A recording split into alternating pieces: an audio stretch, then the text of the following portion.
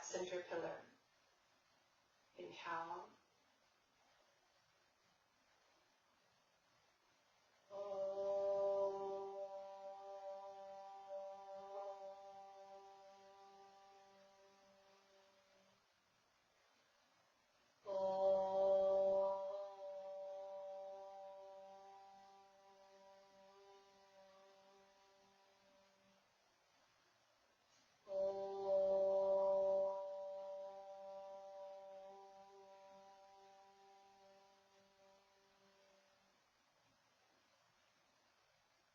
Yogena chittasya padena vacham malam sharirasya chavaidhyakena yopa karotam pravaram muninam patanjalim pranjaliranatosmi abahu purushakaram Shankha Chakra Siddharinam Sahasra Shirasam Shvetam Pranamami Patanjalim Hari Om.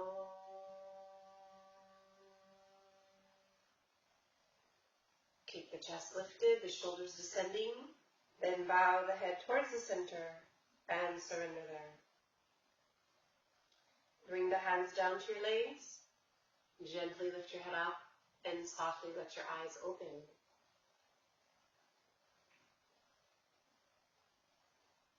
Good, everyone. Let's move the blankets to the side. Have what you may need for some standing poses.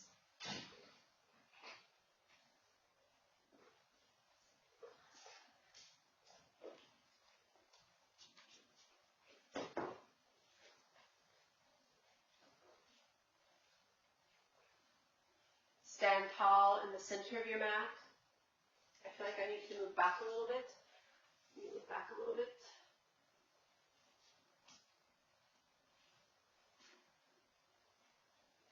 Connect through the mounds of the toes and the heels. Look straight ahead. Breathe. Observe that from the hips to the rib cage, the waist is elongating. And then connect the shoulder blades in the back, open and lift the chest. Breathe normally. Interlock the fingers, turn the hands out, Panangulyasana. Lengthen the inner arms. Observe the connection of the feet into the earth as you extend up through the palms of the hands. Breathe. Breathe normally. Breathe freely. Then bring your arms down, roll the shoulders back and down, keeping your chest open. Breathe. Change the interlocking of the fingers. Once again, Panangulyasana. Observe that the thighs move back into the heels, opening the whole back of the heel bones. Lengthen the inner arms, inner legs reaching back. Breathe.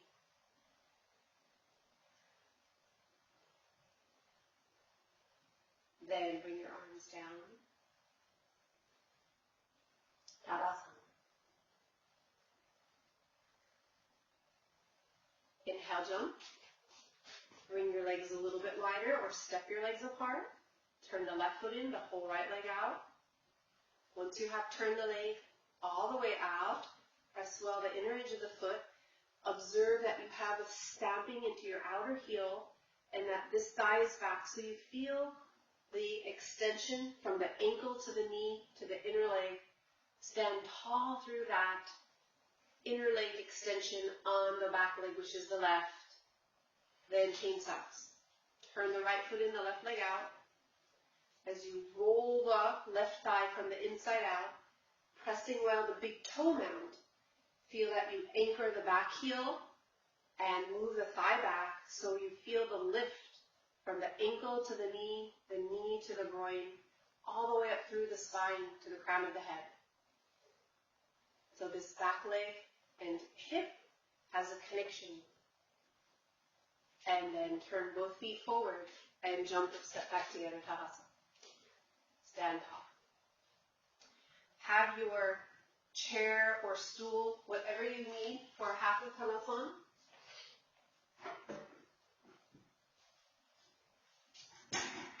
Place your hands on some object. It could be also a bookshelf. Walk your feet back. Press the thighs back. And feel the freedom of your inner legs moving back, but connect with the outer leg. So you feel that your outer leg is like a pillar. Press the outer foot down, the inner heel. Extend the outer knee tendons. And lengthen your trunk forward, your waist. Then walk forward to come up. Once again, second time. Hatha. Walk your feet back. Have your feet hip width apart. Feel that. The legs as if there was a rope around your groin area, moving back. And extend the trunk forward, even the hips forward from the legs. Feel the freedom in the waist. And then walk forward to come up. So that you feel that freedom in the waist and the connection of the legs. Now, inhale, jump again, or walk your feet apart for triangle pose. Turn the left leg and right leg out. And again, observe this connection of the back leg is so important in the lift, and that the waist is elongating. Then extend out over the leg, grasp the ankle or bring your hand onto your brick for triangle pose. And you'll feel that this waist is lengthening very well, but the bottom one less. And maintain the extension in the back leg, the anchoring of the heel, but the lift of the inner leg. Then inhale, come up, and change sides. Keep the establishment of the back leg lift. This is very important, and I'll explain in a moment the importance. Then from the front leg hip, extend, or I should say groin, extend this hip over the leg, lengthening the waist on that side, and breathe normally. Sharpen the lower triangle as we had seen last week. And then inhale, coming up, turn the feet, and jump or step together, Tadasana. Now, what I'm going to have us do is feel that you can use a chair or a brick. But what we're going to do is feel that the lower side of our waist has lots of length.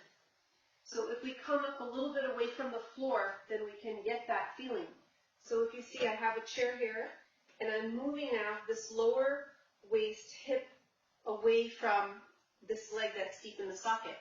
But what's important when we do this, and you can have your hand on your waist first and then bring your arm out. What's important when we do this with the chair or the brick is that we don't shift this hip out like that. You guys see? So that's why this lift of your inner leg as a firm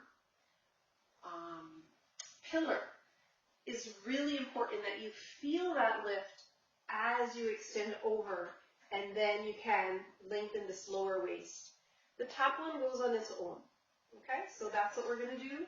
Whether you have a chair or a brick, or let's say maybe you're standing, near, I don't know, a bed is behind you, something that you can extend over, even with a brick, you can feel, oh, that lower waist has more freedom, and that's what we're going to do. And have your hand on your waist, your top arm at first, because that will help you move the bottom shoulder, armpit away from the floor, lengthen now, keeping that in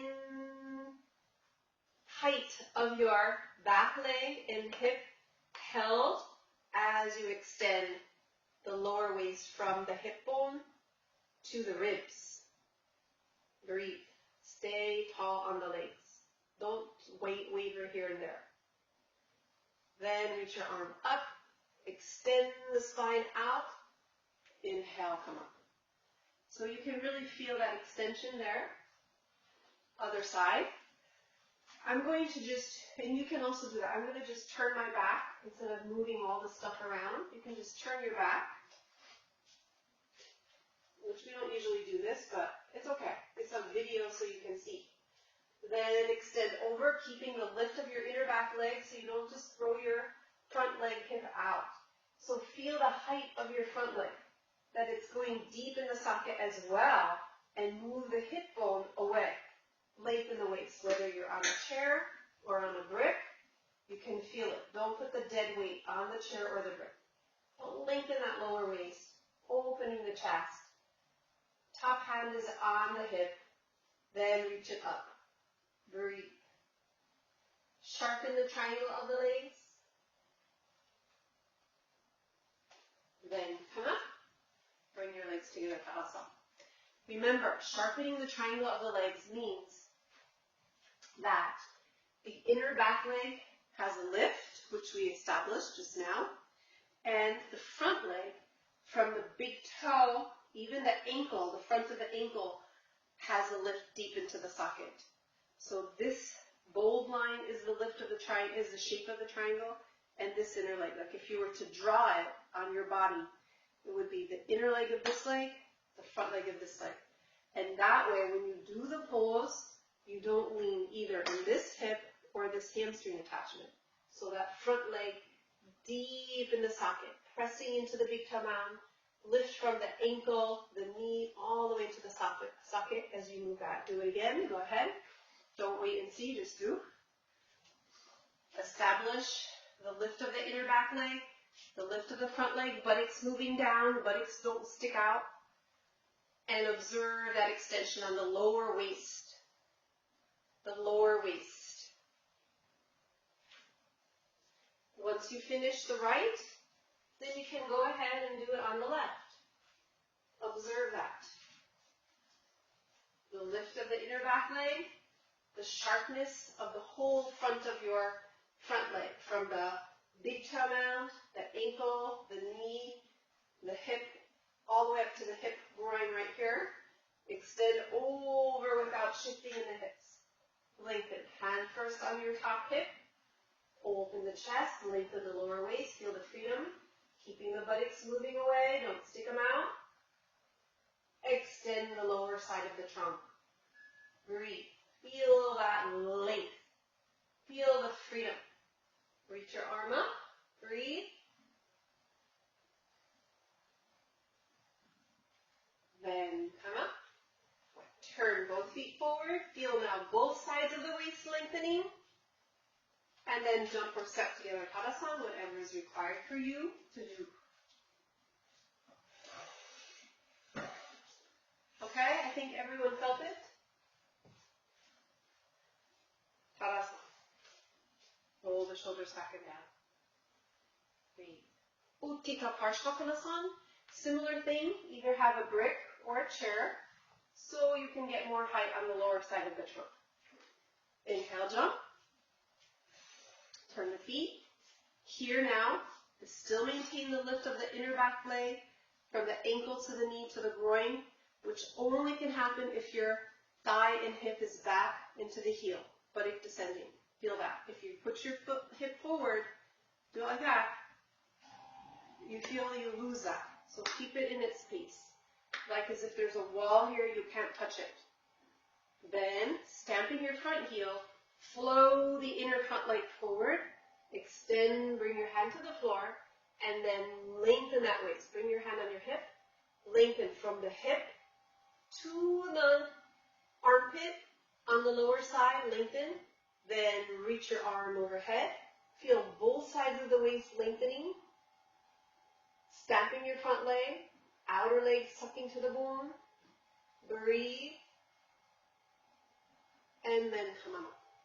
Utthita Parshvakonasana. Other side.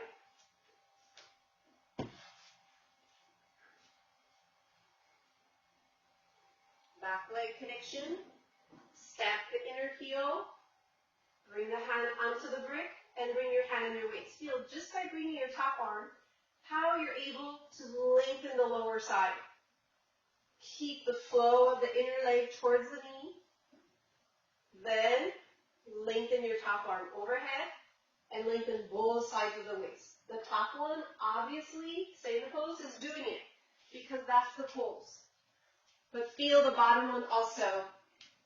Deepening the leg in the hip socket, lengthening the lower waist. Breathe. Look under the arm towards the ceiling. Then inhale, coming up. Turn the feet and jump together, Tadasana. Roll the shoulders back and down. Reconnect. Feel now the hips staying back, the length in the side trunk. Reach your arms up and feel the enhancement of that. Breathe. Then bring your arms down. Have your legs on the outer edges of your mat, or your feet, I should say. So stamp well. The outer foot bone on each. The outer foot bone is just in front of your heel right here. Keep that stamp there. Lengthen the arms.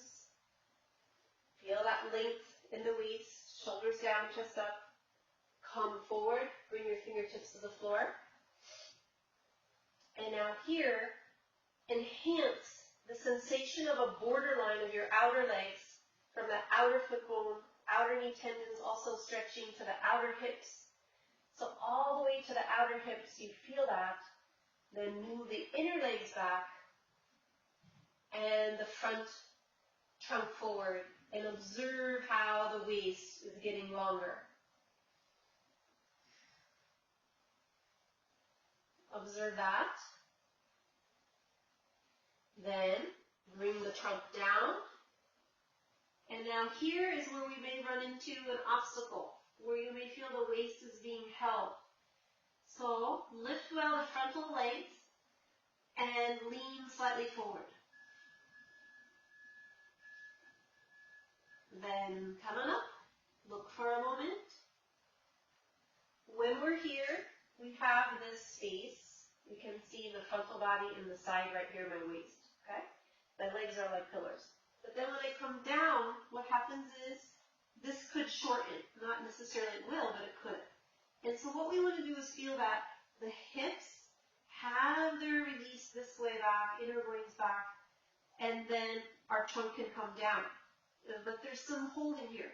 So what I'm going to ask you to do is feel that your groins go back, but your hips and buttocks come forward. So how? Use a tilt.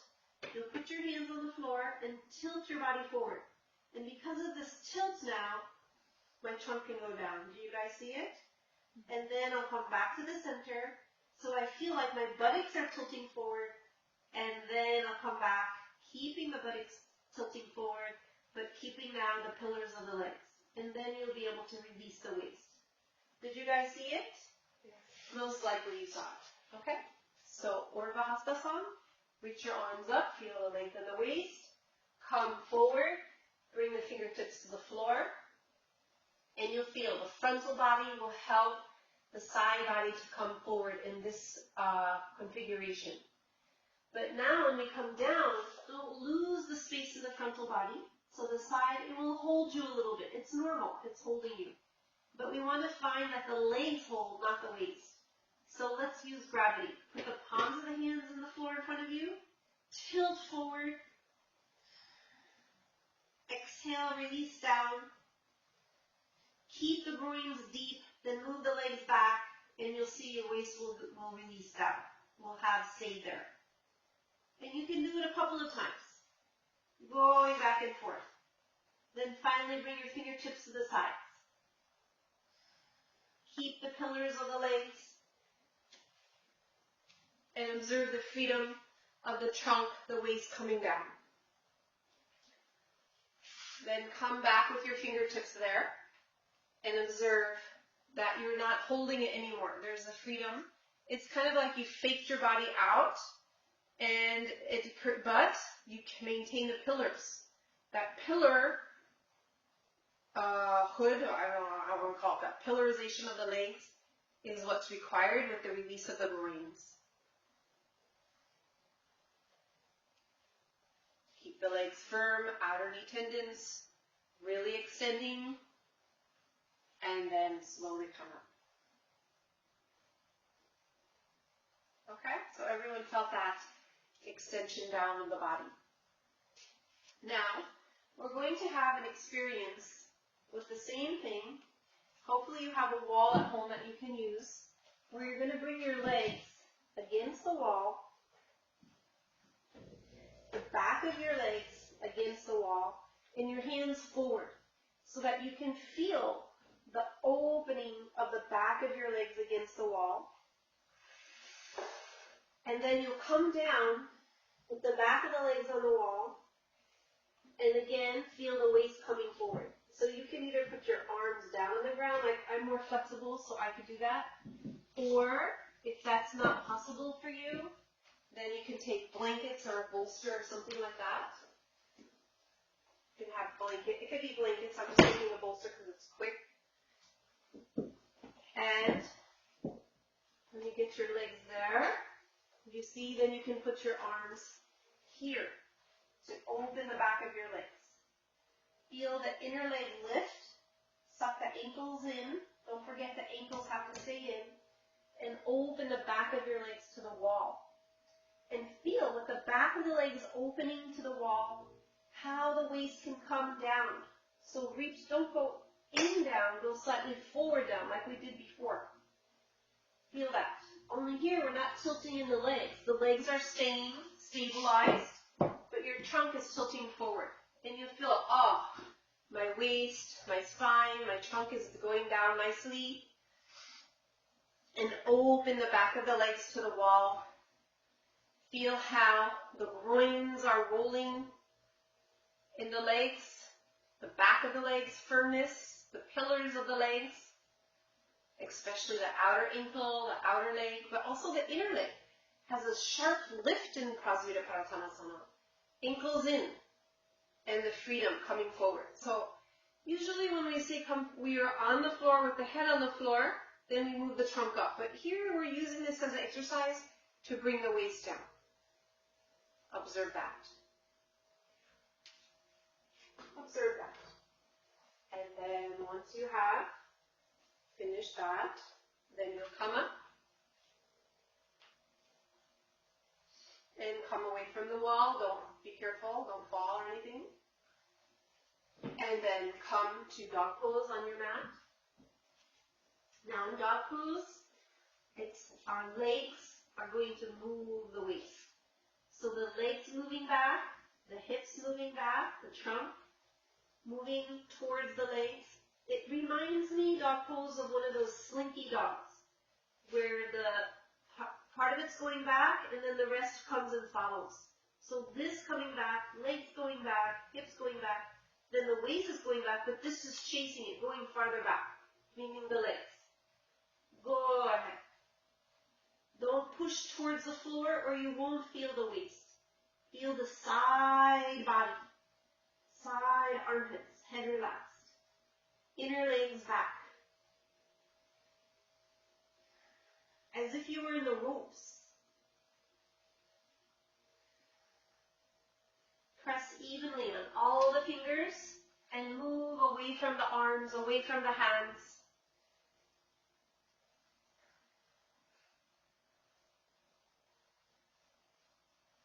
Climbing up towards the hips. Stamp the heels. Really stamp your heels. Outer ankles in, inner ankles up, inner legs back farther. Then walk forward to come up. Now,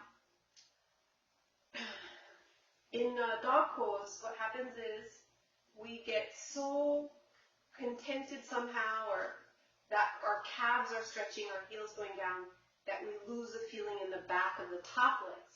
So this part of the leg is what you want to feel is more predominant, moving back than just your calves.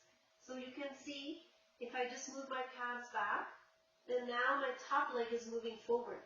But here, what I want to feel is how I can move the top of my leg farther and farther back and open the back of the top of my leg. That means the back of the hamstring, back of the top knee. Do you guys see the difference? How my top leg feels like it's moving farther back than my bottom leg. I don't know if it's visible, but I feel it like that. So what I'm going to give you some help for many of you a roll blanket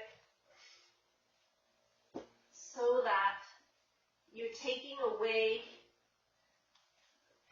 and then we could do it at the wall, but anyways, let's do it like this for now. That's often why we give the heels up at the wall. But anyways, so feel this, so you still get the groundedness, which is what I'm looking for. The inner heel, outer ankle in, then walk your hands forward. But now you can feel, oh, I can move my top leg, meaning from the knee to the thigh to the hips, farther back than my shins, and open the back of your legs. Feel that. Otherwise, without moving your ribs down, move the ribs up, side ribs up. Don't move your frontal ribs down. Resist the frontal ribs from going towards the floor. And move the side ribs up. So you can now move the hips back and the waist. Longer. Now, thighs going farther than the shins. Top groins moving farther back as if there are ropes there. Hips moving back.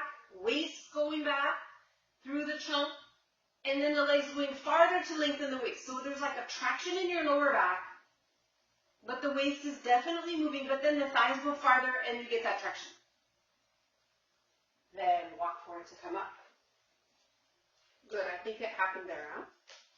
Now, finally, okay, I'm looking at how we're going to move the back because we're going for forward bends. Now, I'm going to give one more thing, then we're going to move forward. These are like kind of exercises because we're thinking many people are just sitting around. You know, we're not our usual, even though you're going out for walks and you're going out for this and that. It's not like our usual life where we're moving here, there, everywhere. Not that there's anything wrong with that. You know, it may have seemed hectic compared to our life now, but that's what it was. You know, we had to go here for this meeting or that meeting or came to yoga.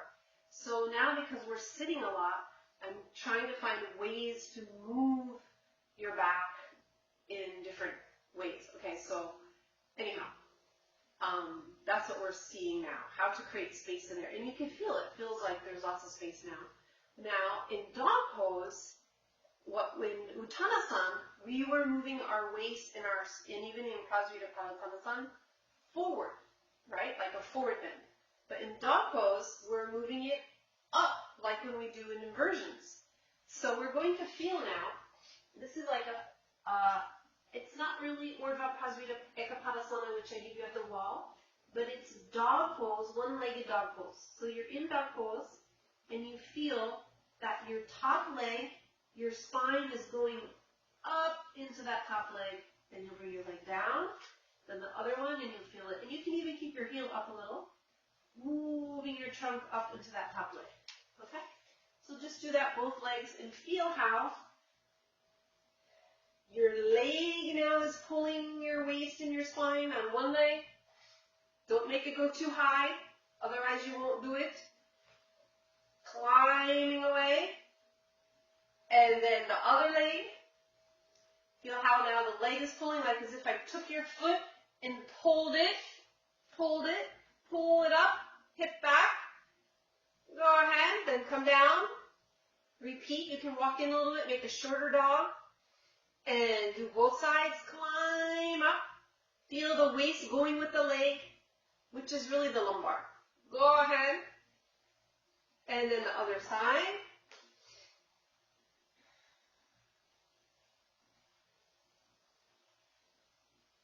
And then walk forward, come up. Okay, did you guys get some of that feeling? So it's what's required when we go upside down in Shirshasana, etc., which we'll do shortly.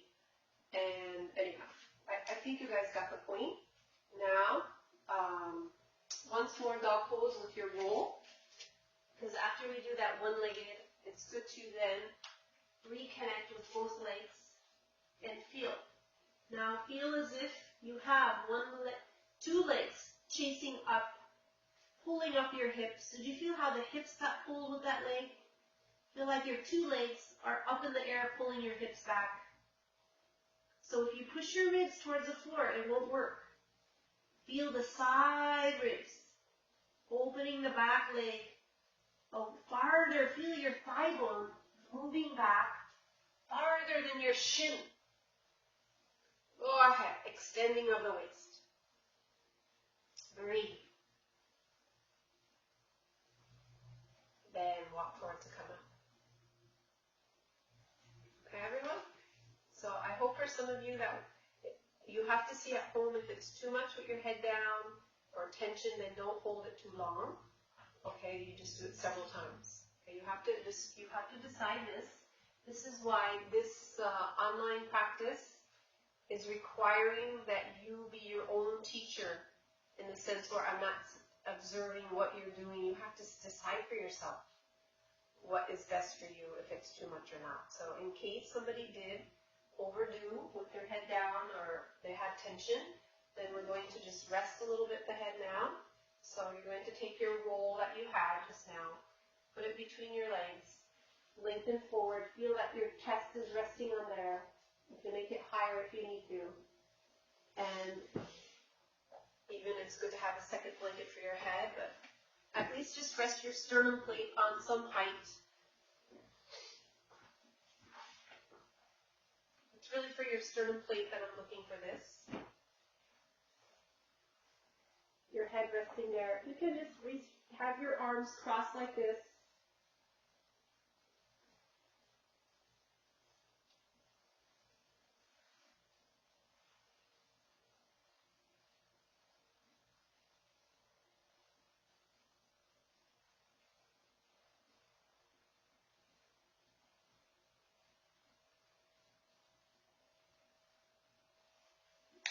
Now, those people who may have knee issues, put a blanket under your hips or a bolster, or if you can't even do this pose because of a knee issue, that's okay. So don't do it. You can rest your head and open your chest in Uttanasana, but resting the head. In other words, like so, with your support, whatever it may be, just rest your head there. So you feel that the chest is predominant and the head is resting.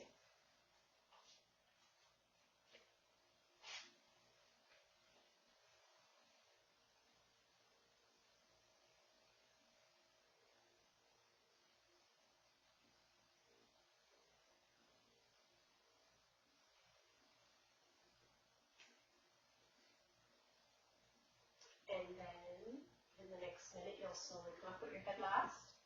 Those people who are not inverting in Shirshasana, who are going to do instead cross holster, you go ahead and do that. The other ones are going to do a brief Shirshasana. So,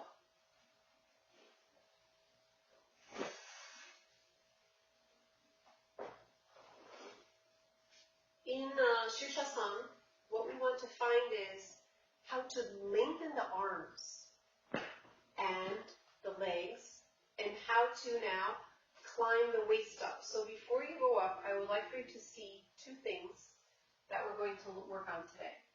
Now,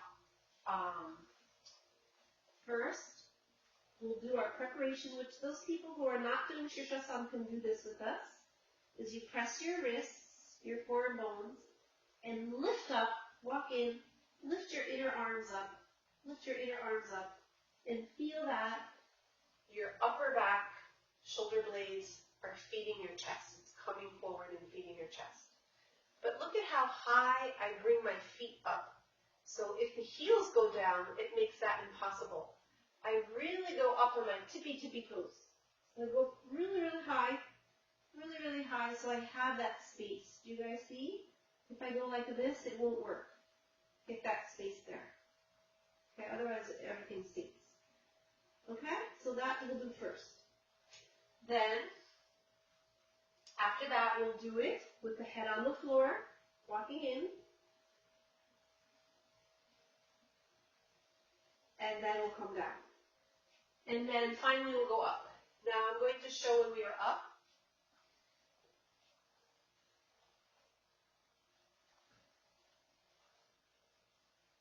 Bring our head there. Walking in. Then go up either with your bent legs or straight legs, however you go up. This group, everyone goes up with bent legs, I'm pretty sure. And anyways, so we'll be there in our Shirshasana. And then feel the feet a little bit apart, lengthening the inner arms, opening the armpits, and feeling the climbing up through the legs. But at the same time, my outer ankles are in. I connect my outer ankle to my outer leg, like we felt in some of the poses, that outer borderline. And then I take my tailbone in and bring my legs together. Then after some time, we're going to bring our legs apart about this much. If you bring it too wide, then your waist will fall down. But if you bring it about this much apart, you'll feel it on your own. Then I can feel, oh, I can lift my waist through my hips and my legs. Do you guys see that? That's what we're going to do. And then we'll bring our legs together. Okay, so this will be the variation. You can also do it, no worries, at the wall. And that's it. And after forward dress on. Okay, so everyone be ready. And we're going to go up together. I'm a little bit changing something I felt with the sequencing. So what you're going to do is, you're going to interlock your fingers. Let's do it together. Stand up, feel that height, lengthening your inner arms, walk in, bring your head down, keep the inner arm long, go on your tippy toes, deepening the groins up, and then go up into Shirshasana. Keeping the back feeding the chest.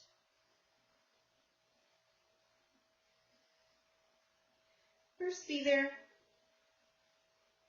Connect within.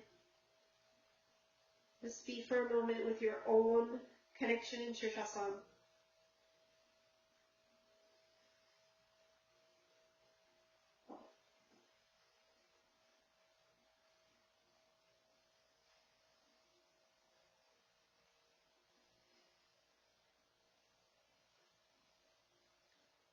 Have the wrists in the earth, the center forearm bones, the inner arm long. Take the legs a little bit apart, just a small amount.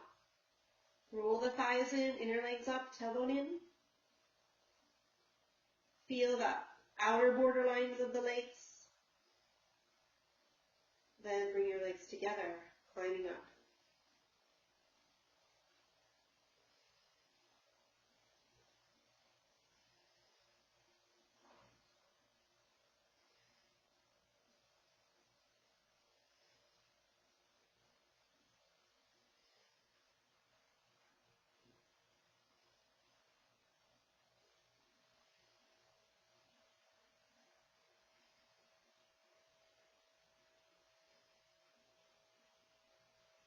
Observe the legs, lifting up the hips.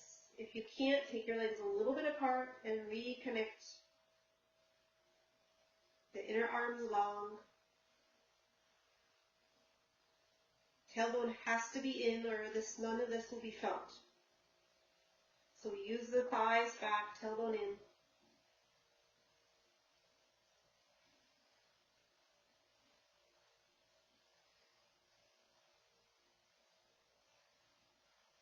And now, take your legs apart, but they stay parallel, and feel the lift of your side waist through the hips and the legs.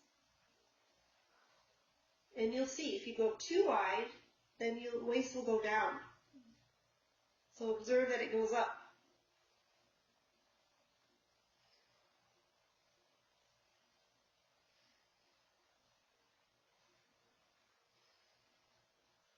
Along with the hips and the legs. Arms up, long. Inner arm long. No pressure in the head. Don't press your head. Buttocks up too. Then join your legs and feel the waist connection.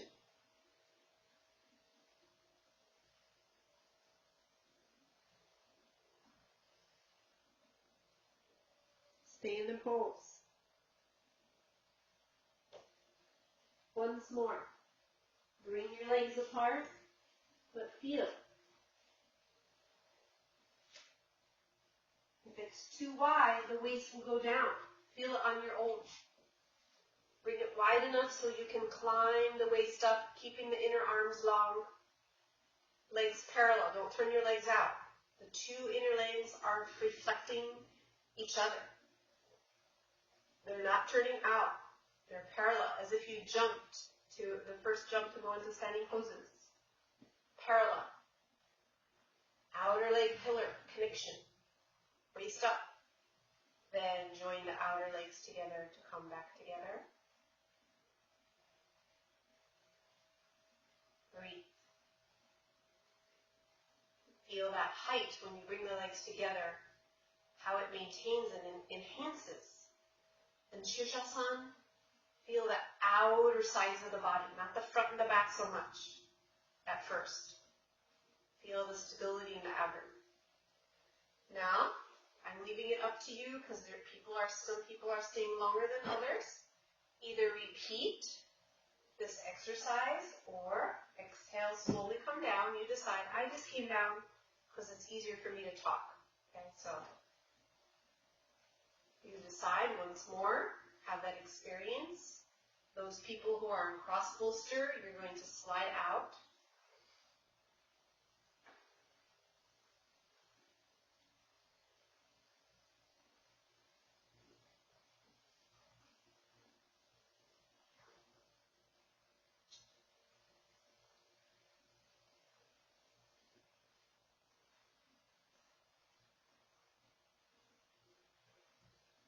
And then everyone, once you have finished, you're going to need a belt now for the next series of asana. I'm doing a little series here.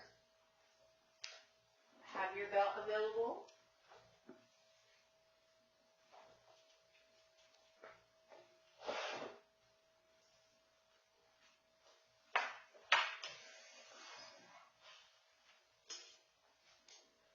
We're going to lie on the floor first. See that you're straight on your mat, holding the outer edges of the mat. Slide your body, extend the back of the legs, broaden the heel bones. Feel that your heel bones are heavy on the floor, so really connect them into the earth as well as the back of the legs. Opening the chest.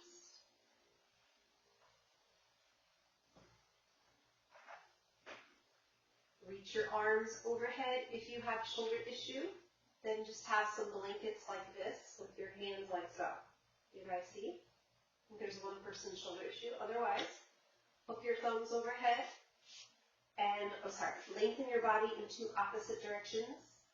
Rolling the thighs in, keeping the tailbone in the body, sacrum long, and thighs going towards the earth. Feel the back of your legs. How much you can reach the back of your legs, your thighs, not the calves, towards the earth. The calves are already going to be there. So it's almost like the calves come not into the ground, but the thighs go into the ground. Observe that. Of course, literally the calves are on the ground, but create something like that where your intent is that you're not pressing the calves, you're pressing the thighs.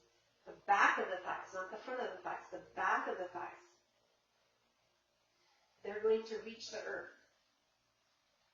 And then release. Now, literally, the back of my legs in that pose aren't quite touching the ground. And many people aren't. Some people are.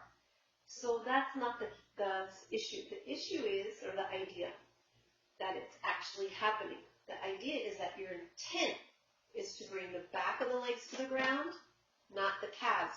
Because we're not going to literally take the calves off the floor.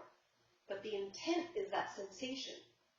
Okay? So it's partial imagination, but it's really an intent. And through that intent, it changes the shape of your leg. Change the hooking of your thumbs. Go ahead. Use that intent. That the back of the legs are coming towards the ground, and the calves are coming away. Heel bones firm on the ground, heavy, strong.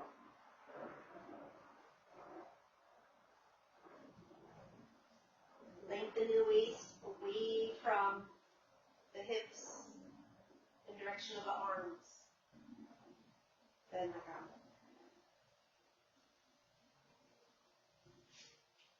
Bend the knees towards you. Straighten the legs 90 degrees. Urdhva Prasarita.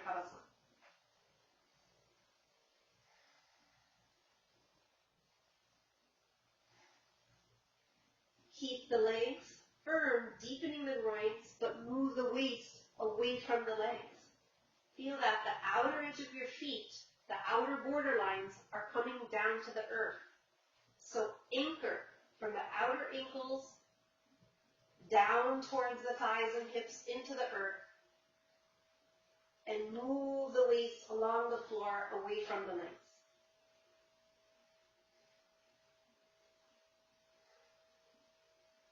Then let go. Change looking of your thumbs.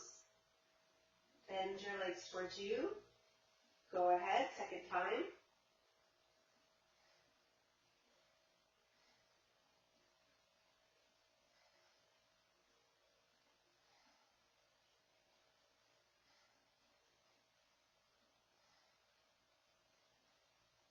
Spread through the toes. Big toe mounds active. Open the back of the legs. The back of the top of the legs. Then release. And let go of your legs all the way. Let go for a moment on the ground.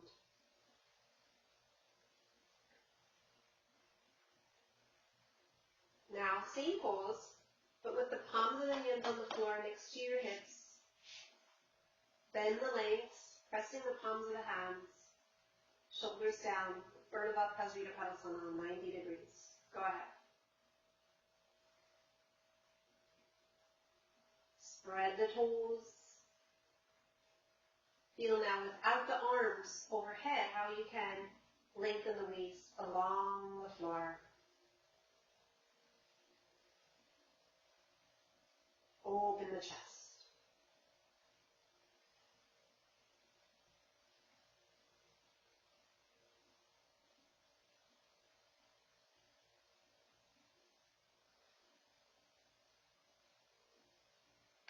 And then release your legs. And let go. Have your belt for Supta Pada Uttanasana. Lasso the belt around the front of the heel. And here, bring your leg almost to 80, not quite at 90. So you feel the back of the legs coming towards the earth, the back of the leg predominant. Then bring the leg to 90, deepening the groin. Feel that your waist is not stuck there, that the abdomen is soft and the sides of the trunk moving away from the legs, and the waist follows.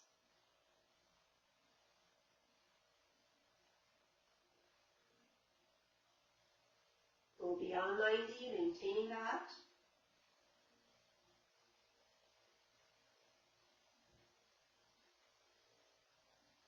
And then let go.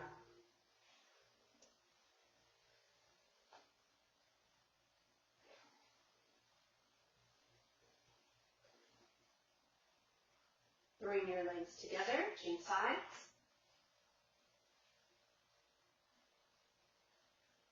First, back off a little bit from 90 so you feel the back part of the leg at the back of the thigh opening. Maintain it as you go to 90. Maintain the extension of the waist as you go beyond 90.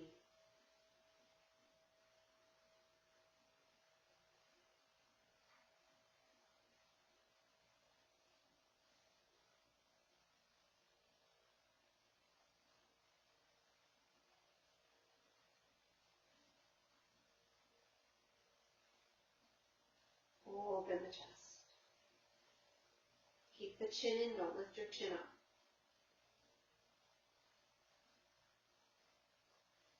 Then bend your leg, release.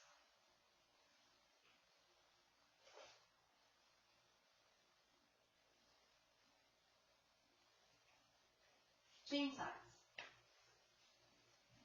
Go through your Supta Panicottanasana 1.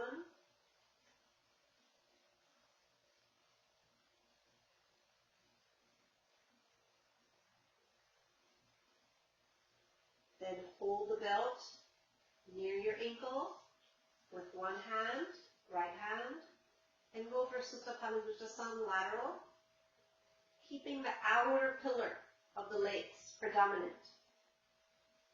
Outer pillar of the legs from the ankle to the hips. From the ankle to the outside of the knee. From the ankle to the outside of the hips. And then lengthen the waist.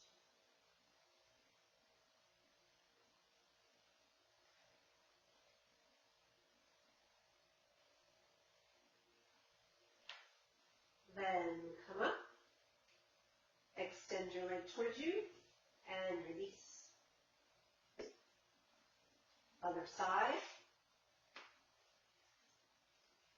Go first from below 90 to 90, then beyond, opening the back of the leg, feeling the outer pillar of the legs already, because that's the awareness that we all need for lateral pose. Then hold with your left hand. You can bring your left elbow on the floor. Press the right hand on the ground next to you. Outer pillars of the legs, so sharp from the ankle to the hips. But keep the buttocks descending. Lengthen the waist. Observe it. Do you still keep it? Do you still have it?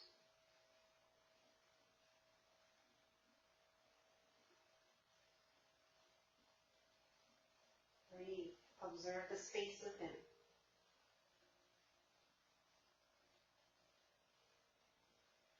Then come up, extend the leg towards you and release.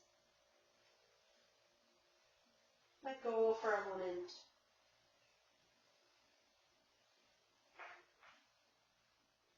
Then we're going to repeat.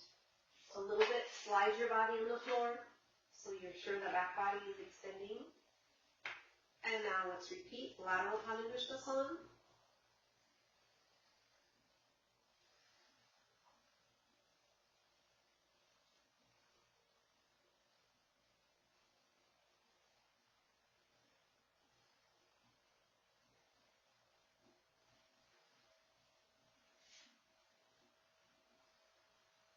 Although you're lengthening the waist, observe the expansion in the abdomen, in the chest, horizontal expansion.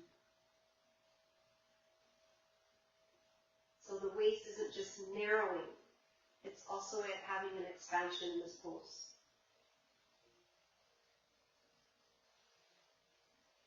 Then come up and change sides. If you just got there, stay a little longer, just ignore me. In that sense where I said come up, I'm working on the timing as well, but sometimes there's a segment that you may need to stay a little longer, but just know we're changing sides now. Other side.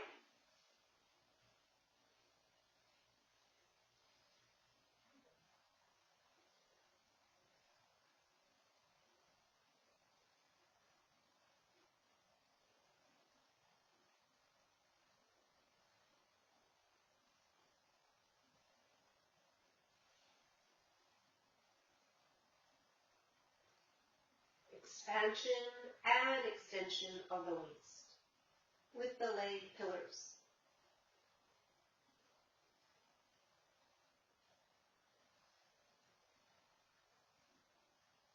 With the leg groin deepening.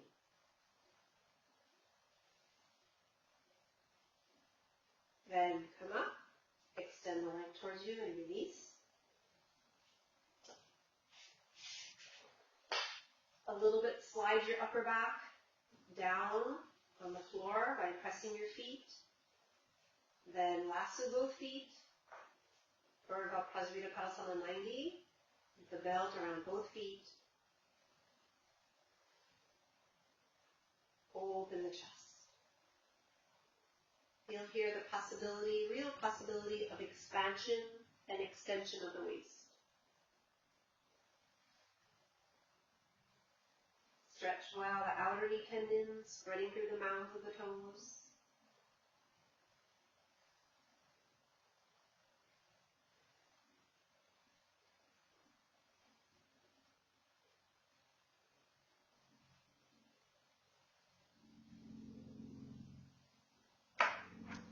And then let go.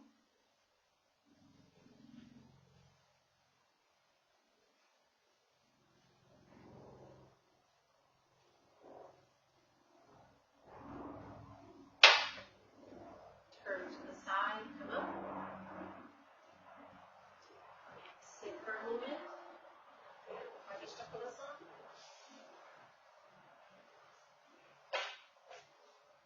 In most cases, after doing Panubushasana, Upavishta Konasana should be accessible to you. The legs are open and ready. But if there's still a stiffness or some reason there's there, you can do first Ekapada Upavishta. Okay, so that is a good thing to do if you're feeling still a stiffness there on both sides. Otherwise, I'm pretty sure everyone is ready. If you need to sit on blankets in order to lengthen your spine up and keep your waist long, then sit on blankets. Otherwise, sit on the floor, press the heel bones into the floor, and observe that your weight is even on both buttock bones. Here also, press the back of the legs into the ground at the thighs, and even though your calves are already on the ground, feel that the calves are coming up as the thighs connect down through the bones of the heels. Be connecting with them. Breathe.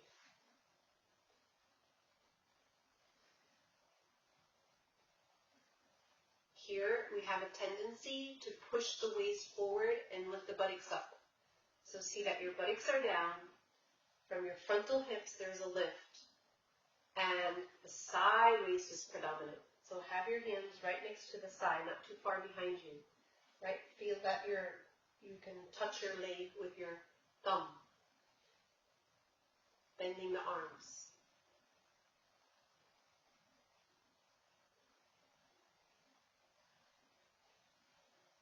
Turn to the right. Feel that you're pivoting on the left buttock bone as you turn to face your right leg. Now we can't turn and face all the way exactly this way, but it's like we're turning as if our two legs were over here. So you're turning, so this side of the trunk is facing that way. But keep your left buttock bone on the ground. Then change sides. Pivot now on the right buttock bone and turn from the pelvic rim, not just from the lumbar. So feel when this buttock bone stays down, you can turn from the rim. Keep this leg, the back of the leg, embracing the earth, turning to the left. Feel both sides of the trunk evenly turning. Breathe.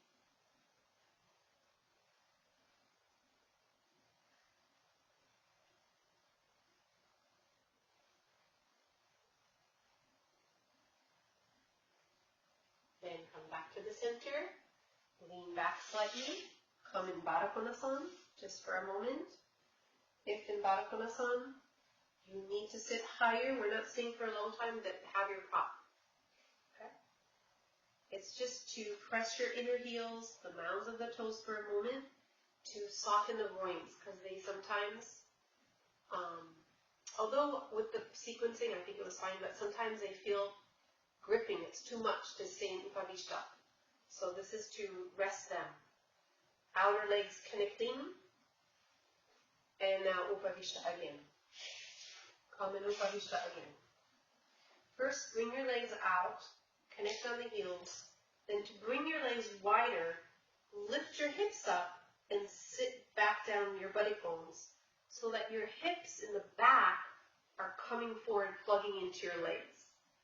Feel that, and the legs then, once you sit, plugging into the hips, the outer leg pillars.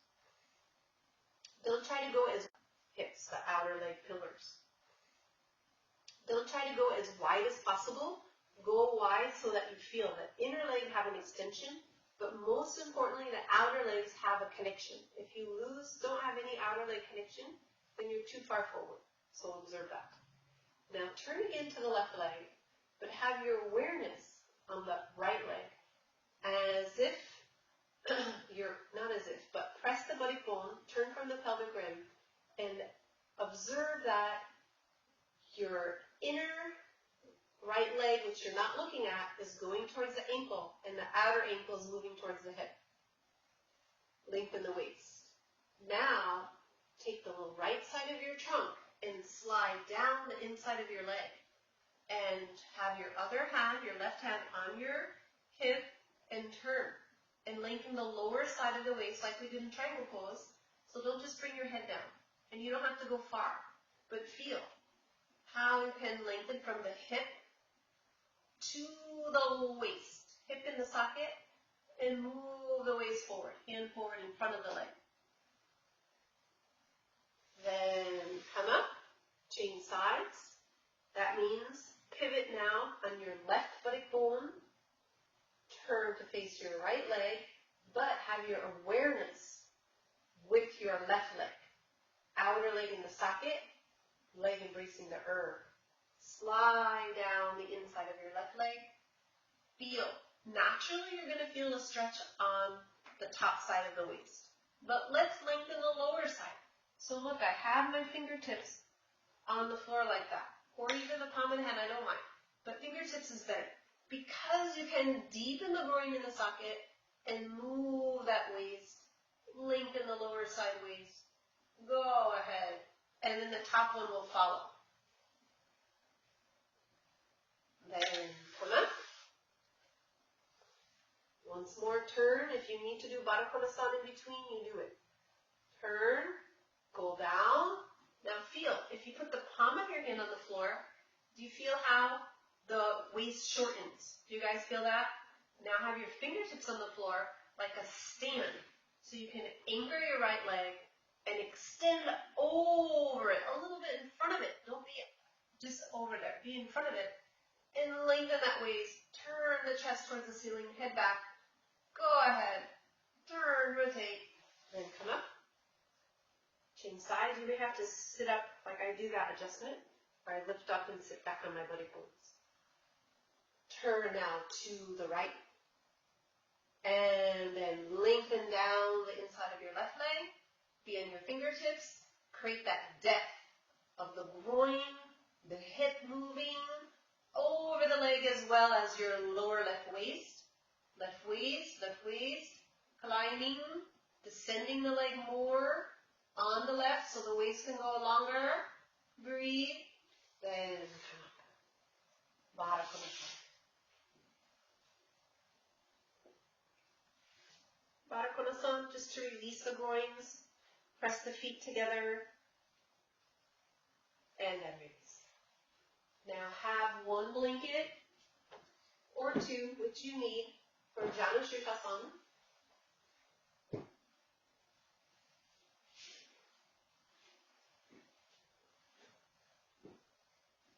Have a second blanket or bolster or chair. Legs are facing out in front of you. And then bend your right leg in Janu Sirsasana. Now in Janu Sirsasana, we're rotating almost in a different direction than what we just did. So now pivoting on this buttock bone of the bent leg, turn to face the straight leg. Feels like an inward rotation. That was an outward that I gave you. Lift the chest. Just hold the tips of your toes now. Move the shoulders down and raise the back of the leg into the earth. And feel that your trunk is turning to face this leg. And imagine that there's a second leg here. Imagine that you have your legs in Paschimottanasana. So that your trunk is facing two legs, parallel. Then come forward without holding your foot at first, over the leg, and feel how the waist comes forward without holding the foot. Now measure the distance between your head and the shin, and come up, take your support, it is you're going to need. And I'm making mine a little bit higher because I want to show you guys that when my head is here, I want to make sure that my upper back can extend forward, that it doesn't go backwards like this. You guys see? So I'm moving my chin forward, lengthening the waist, a little bit too high for me.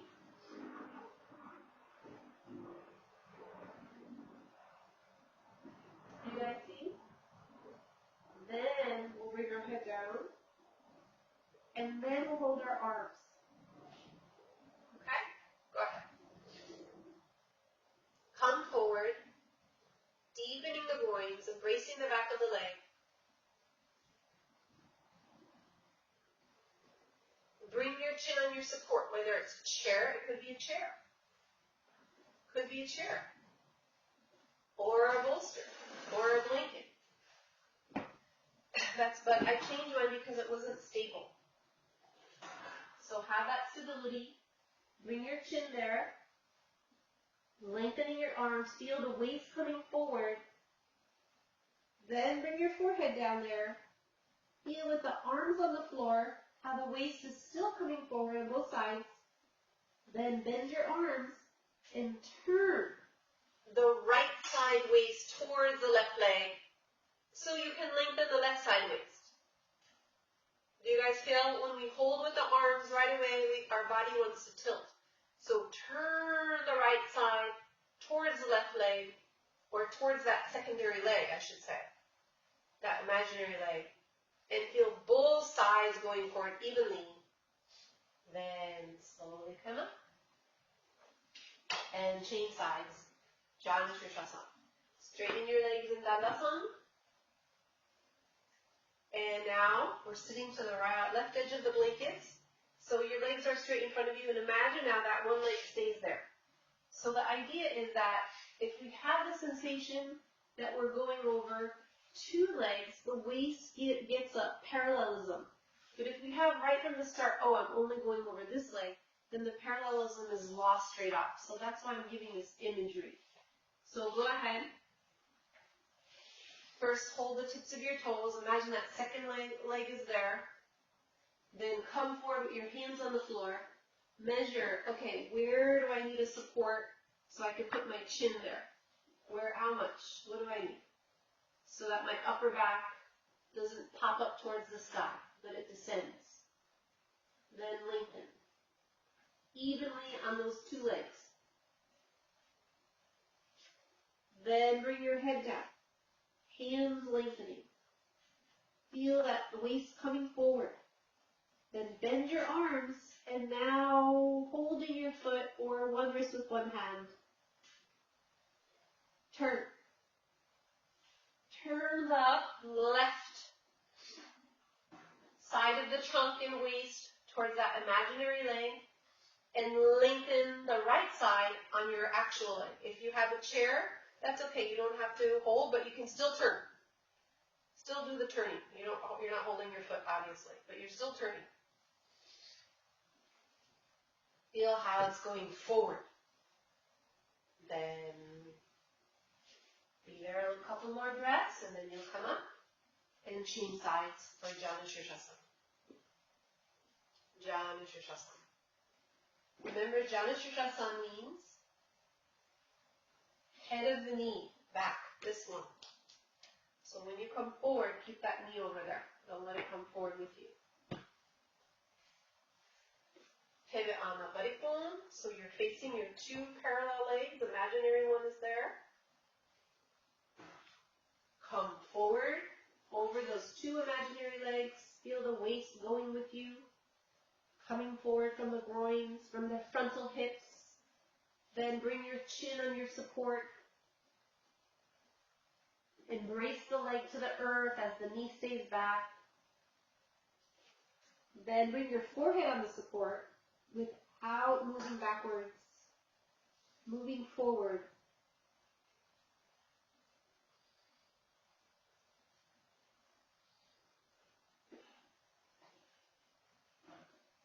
Then bending your arms, holding one wrist with one hand or interlocking your fingers and bending your arms. The action becomes active. In other words, now there's a firmness in the pillars of the waist. So then turn those and even them out with the action of the arms. Shoulder blades parallel to the floor.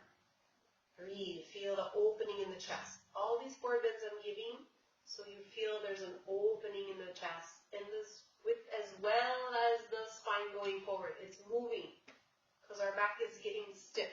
It could get stiff. I'm not saying it is. I don't want to put that intent there. It's moving forward. Feel that. It's moving. And it doesn't need to move. Anyway, it just moves forward. That's what's important.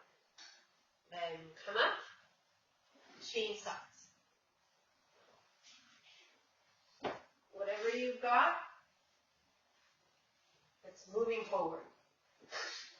It doesn't feel like we're moving forward so much these days, but we are. Something is going on. We're definitely moving forward. Turn, lift, uplift. Uplift as we go forward. If we go forwards, down and out, no chance. Always uplift as we go forward. So first we're giving the chin support. Whatever is required. Keeping the legs in force. Lengthening the arms. Paralleling the waist. Then the forehead, still with the hands on the floor. Then finally you'll grasp with the foot so it becomes a closed circuit pose, as I call it, where the fluidity of the leg pressing the arms pressing the leg, gives you an active rotation of the waist. And if you have a chair, you can hold that chair bar seat and feel how you can actively now move the waist when the arms are extending. You can put the foot against that lower bar. So you have that feeling of that closed circuit, what I call it. And then come on. Okay? I'm really, you guys send me a text or something. Tell me if you felt you were able to go forward. Okay? I feel that this teaching and sequencing would really help you. So if you didn't, let me know. And what you can do is sit up on the chair and do your forebends on the chair or the bed. You can sit on a bed, not too high, which I've shown in the past. Okay, so I'll remind you of that. Then everyone, Pachimottanasana. Now what we're going to do is bend the legs slightly, move the buttocks back. So you come on the front of the back of your legs. And then we'll go forward. Now definitely the legs are parallel. We'll come forward. First the chin, then the forehead. First the hands, then the feet.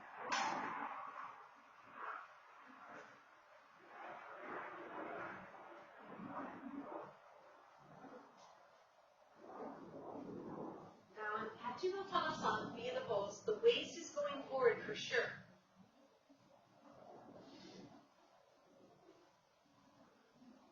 The legs feel almost like they're going back, although the inner legs are going forward.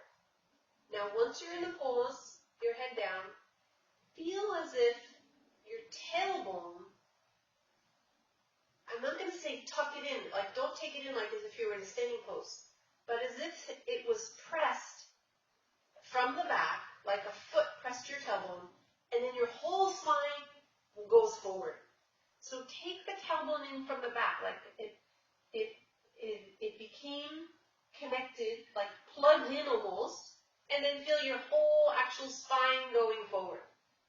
Go ahead. Breathe. Then slowly come up. Two legs to the left, turn to the right. I'm just turning to face you, so don't worry which side. You just have your legs to the left and turn to the right.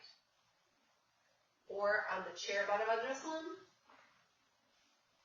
Then bring your two legs to the other side. Turn the other way. Just do this Baddha-Vajrasana simply. Both sides twice. You have to close close the class now.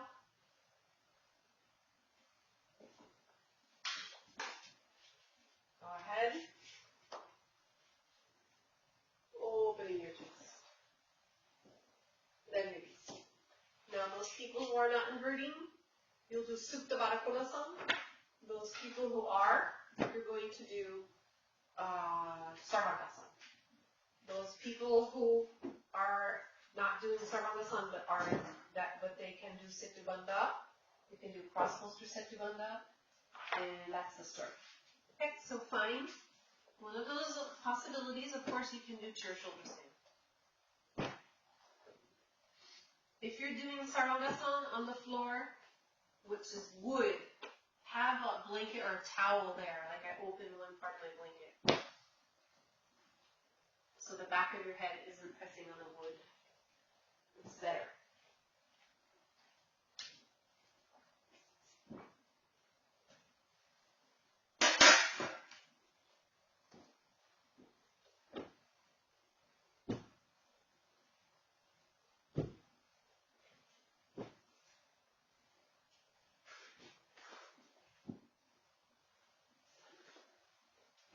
Sarvangasana.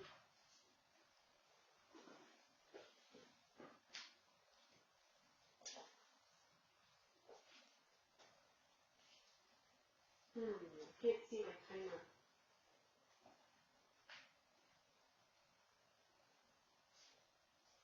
Go ahead, go in the pose.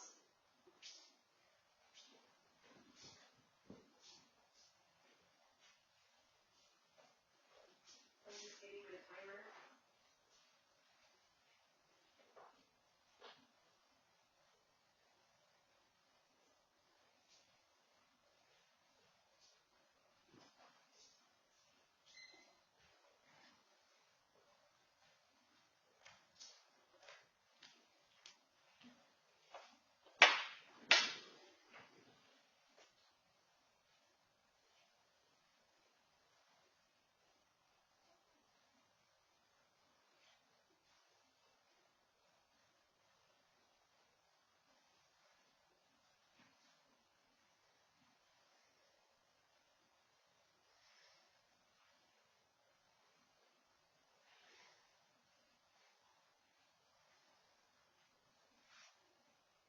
Look within.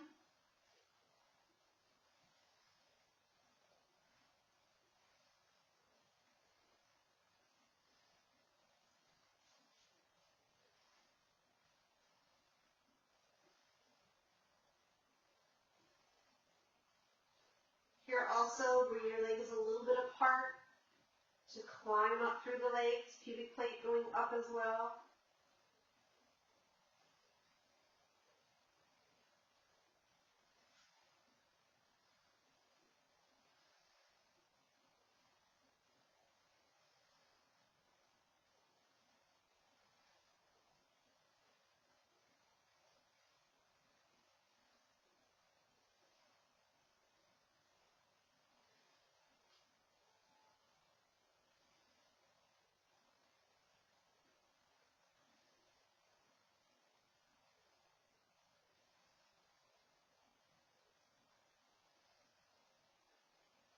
Gaze in the chest.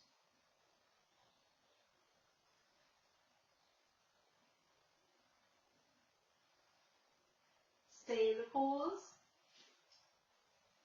If someone were watching our poses from the outside, they would think, oh, they're just staying there, not moving like a statue. But feel in Sarvangasana, as each moment goes by, how you're connecting to grow tall. So lift up with your kneecaps. Move the shoulders towards the elbow as you press the outer shoulders down, armpits up.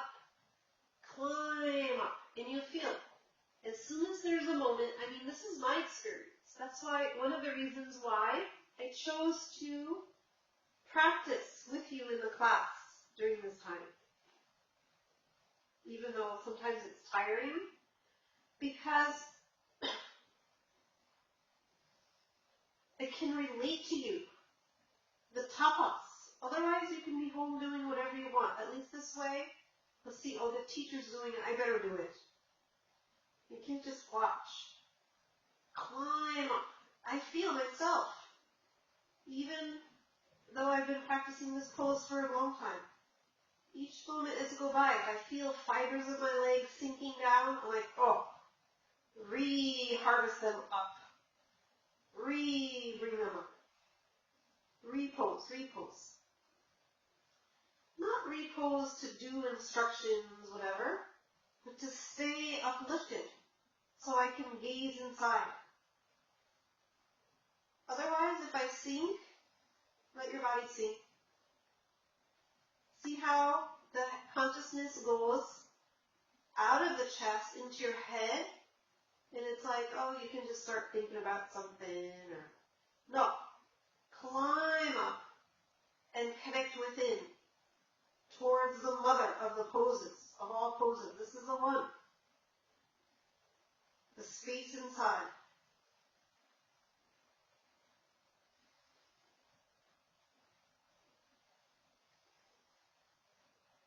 After all, this is the pose. Be like that for one more minute.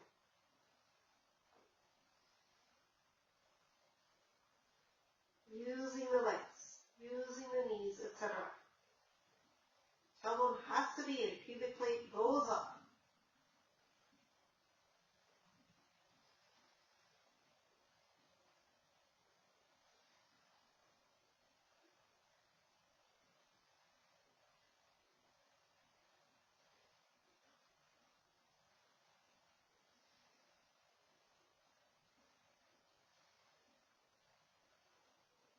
Now, turn your right leg to your right, your left leg to the left.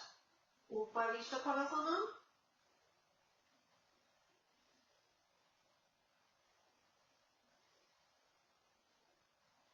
Very slowly with control, slightly lean back and bring your toes to the floor.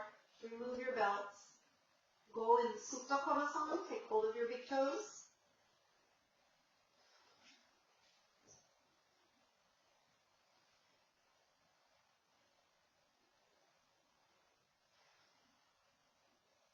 Move the back body up now. The waist goes up.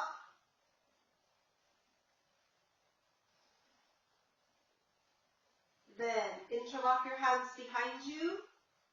Roll the shoulders under. Bring your legs in Halasana.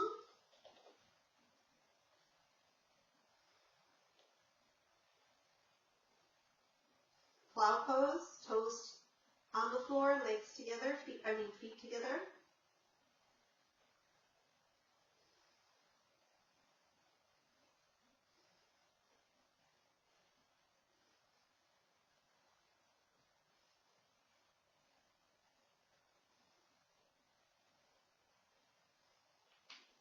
And then slowly slide out.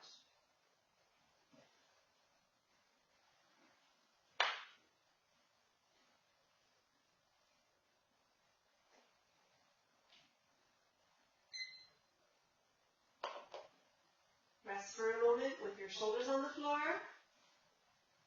Those people in the chair, you can be in bent leg Viparita Prani for some moments.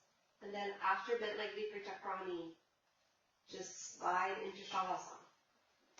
Supta Baddha Konasana people, come up, forward Swastikasana, then Shavasana.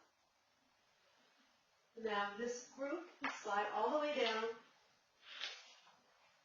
and we're going to go in Shavasana a specific way. Move your blankets, everything off your mats. Have just one blanket for your head.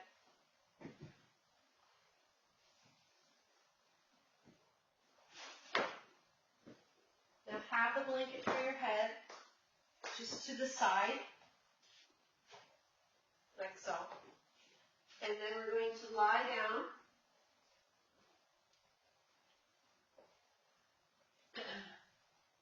You're going to hold the outer edges of your mat with your feet right next to your buttocks. Lift up, roll your shoulders back. So you're going to do a Setu Bandha. Roll your shoulders back, and then press your inner heels and move your shin bones up off your ankles. Do you guys see, which will help me to lift up higher? But hold your, when you have have your heels bent. Hold your mat near your feet. So you're pulling a little bit your mat. Roll the shoulders under. Lift up. 2 of these, then Shavasana. Feel that you get a real height in your buttocks as you press your heels.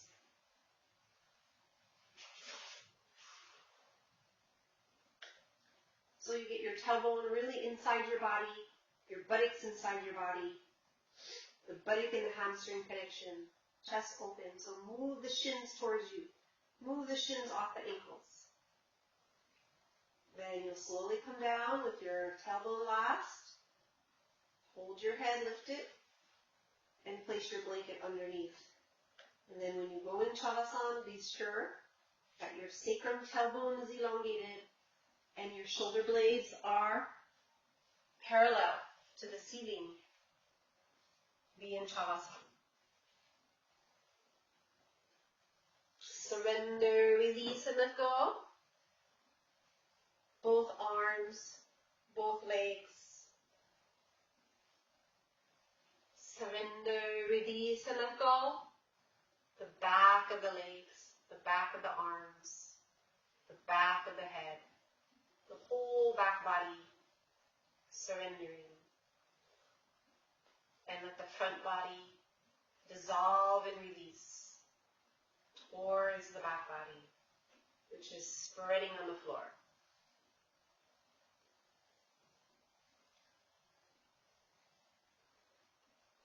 For a moment, observe the breath, the expansion from within. With your exhalation breath, which is just a normal one, don't change it. Feel that the skin of the face is releasing, the forehead skin towards the brow releasing, the whole skin of the face becoming soft, supple, without any expression.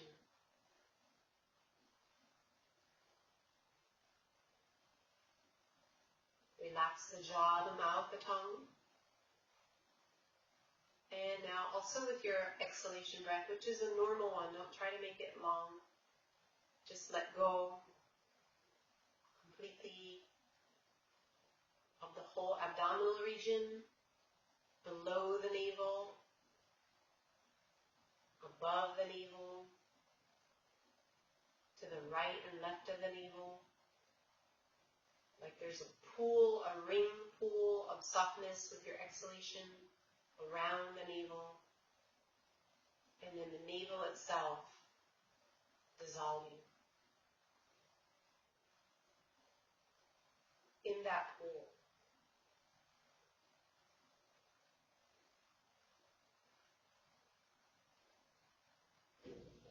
Surrender, release, and let go of the back body.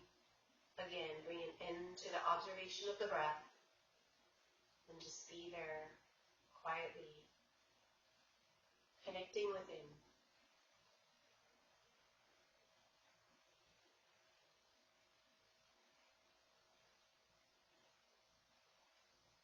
Observe that the back body is leaving its print with the earth.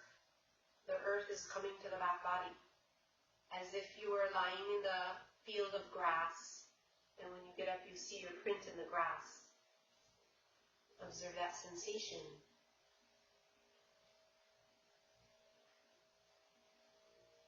So not only are you surrendering to the earth, but some of the earth is coming towards you, uniting. So it's normal if there's a sensation or a feeling of heaviness in the legs or heaviness in the arms at first. Let that weight drop to the earth of the arms and legs, the weight of the trunk, the weight of the head. And once that weight is really surrendered to the earth, then there's an inner lightness that is felt.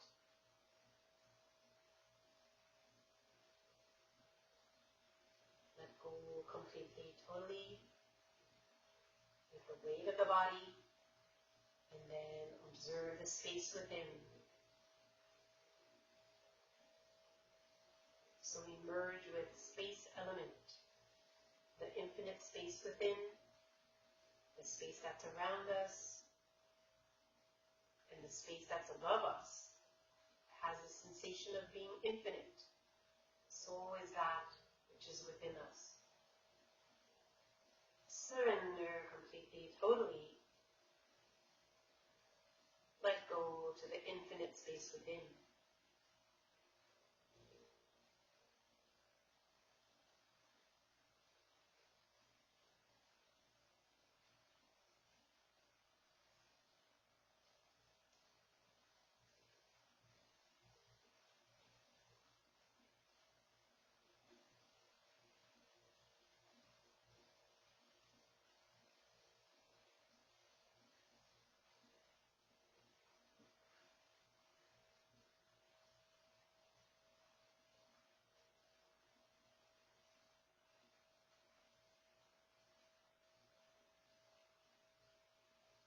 And everyone, surrender once more.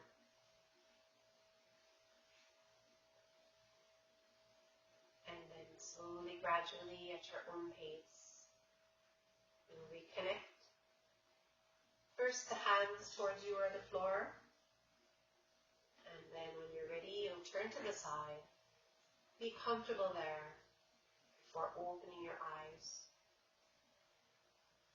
Loka samastaha sukhino bhavantu. Loka samastaha sukhino bhavantu. Loka samastaha sukhino bhavantu. Om Shanti Shanti Shanti.